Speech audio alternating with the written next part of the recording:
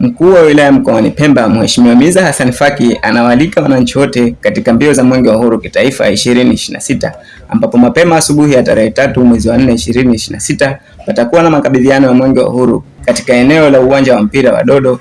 Ikisha mwenge utatoka hapo na kwenda moja kwa moja katika mradi wa kitalu cha uoteshaji wa miche ya mikarafuu, viungo na matunda pale Tangani Ngwachani. Mwenge wa Uhuru utaendelea na safari yake chini ya mwenyeji wake Mheshimiwa Mkuu wa Wilaya kwenye maeneo mbalimbali ya wilaya mkoani kama vile Mgagadu, Jamba Ngome, Kendwa, Mchakwe, Mtambile na Kangani.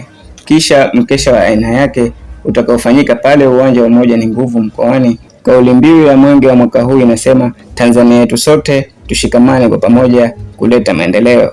Nyote mnakaribishwa Mwenge wa Uhuru oye! Tumekwisha kuwasha mwenge, tumekwisha kuwasha mwenge na